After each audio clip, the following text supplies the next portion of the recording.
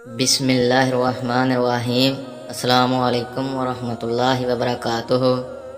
مصر کے جنگل میں ایک شہزادہ چند بکریاں چراتا اور ان سے حاصل ہونے والے دودھ اور جنگل کے پھلوں پہ گزارا کرتا۔ وہ تھا شہزادہ، مگر نہ تو اس میں شاہوں والا غرور تھا اور نہ ہی وہ جاہ و جلال۔ وہ عام انسانوں کی طرح زندگی بسر کرتا، روکھی سوکھی کھاتا، بیشتر وقت اپنی رعایا کی خدمت اور خدا کی یاد میں بسر کرتا۔ اس کی نیک چلنی کا پوری ریاست میں چرچا تھا۔ اسے یہ خصوصیات اپنے رحم دل باپ سے وراثت میں ملی تھیں۔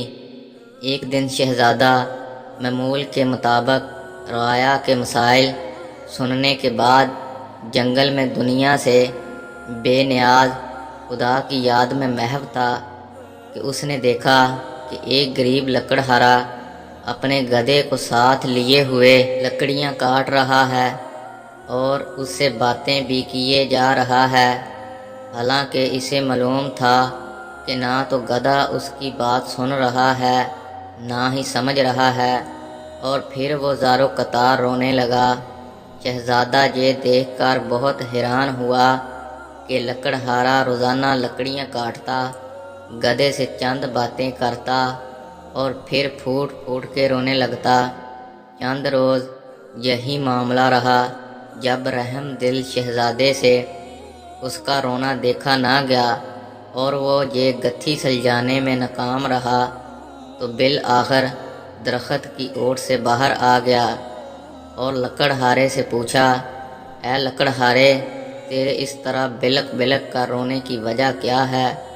غریب بوڑھا ہمدرد انسان سامنے پا کر اور شدت سے رونے لگا اور سسکیوں کے ساتھ اپنی بدبختی کی کہانی سنانے لگا۔ میرا ایک بیٹا تھا جسے خدا نے بے تحاشا دولت سے نوازا تھا، ہر طرح کا عیش اسے میسر تھا، مگر اس دولت کا غرور اس کے تن بدن پر اس قدر حاوی ہو چکا تھا کہ اسے اپنی دولت کے سوا کچھ دکھائی نہ دیتا تھا۔ اپنے غریب رشتہ داروں کو دھکے دیتا، انہیں ذلیل و رسوا کرتا۔ پھر اس کی بربادی کا دن آ گیا اور میرے دور کی ایک رشتہ دار دوسری ریاست سے میرے گھر سوالی بن کر آئی، یہ سوچ کر کہ مشکل میں اپنے ہی کام آتے ہیں۔ وہ بہت غریب تھی، اس کی بیٹی کی شادی قریب تھی، مگر کوئی انتظام نہ ہو پایا تھا۔ اسے کچھ رقم کی ضرورت تھی۔ وہ اللہ کی نیک بندی تھی، بیشتر وقت عبادت میں گزارتی تھی، مگر میرا بیٹا دولت کے نشے میں اندھا ہو چکا تھا۔ اس عورت کو دھکے مار کر گھر سے نکال دیا۔ یہی وہ وقت تھا جب ہماری بربادی شروع ہوئی۔ اسی رات سرخ آندھی چلی، بجلی کڑکی اور تیز بارش ہوئی۔ میں اور میرا بیٹا اپنے نرم بستر پر میٹھی نیند سو رہے تھے اور وہ عورت پوری رات ہمارے دروازے سے لگی روتی رہی۔ شدید طوفان اور رات کے گھنے اندھیرے میں دوسری ریاست واپس جانا اس کے لیے ممکن نہ تھا، اور وہ ضعیف عورت پوری رات اس طوفان مقابلہ کرتی رہی اور میرے بیٹے کو رحم نہ آیا۔ صبح جب میری آنکھ کھلی تو مجھ پہ قیامت ٹوٹ پڑی۔ میرا بیٹا گدھے کی صورت اختیار کر چکا تھا۔ گھر کا سارا سامان آسمانی بجلی گرنے سے جل کر خاک ہو چکا تھا، سب کچھ برباد ہو گیا تھا۔ اس سب میں میرا قصور یہ ہے کہ میں نے اپنے بیٹے کو غرور و تکبر کرنے سے نہ روکا۔ برائی کی طرف بڑھتا ہوا کوئی قدم نہ روک سکا، اور اب یہ عالم ہے کہ میں جنگل سے لکڑیاں کاٹتا ہوں اور اپنے ہی بیٹے پہ لاد کر بیچنے لے جاتا ہوں، اور اسی سے ہم باپ بیٹے کا گزارا چلتا ہے۔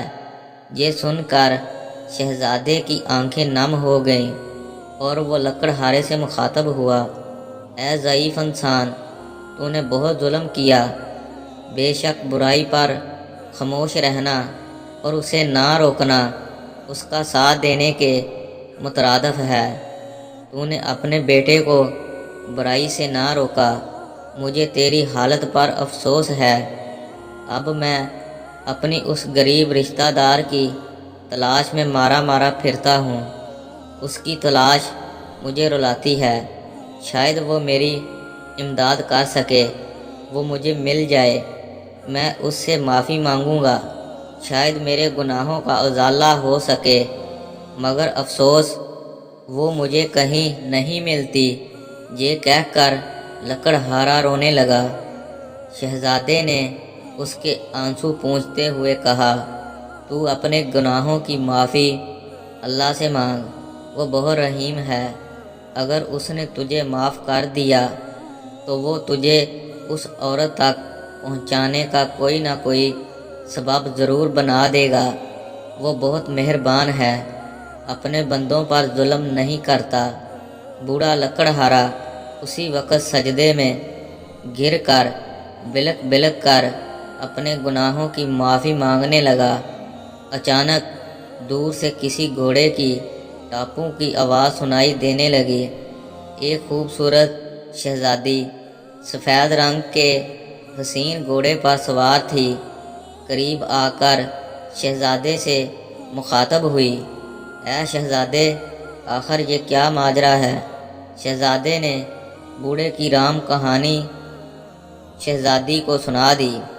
شہزادی کی آنکھوں میں آنسو جاری ہو گئے اور وہ گھوڑے سے اتری اور لکڑہارے سے کہنے لگی، میں ہی وہ لڑکی ہوں جس کی ماں تیرے در پر سوالی بن کر آتی تھی، مگر اے بدبخت، تیرے مغرور بیٹے نے اس نیک عورت کی زندگی ہی چھین لی۔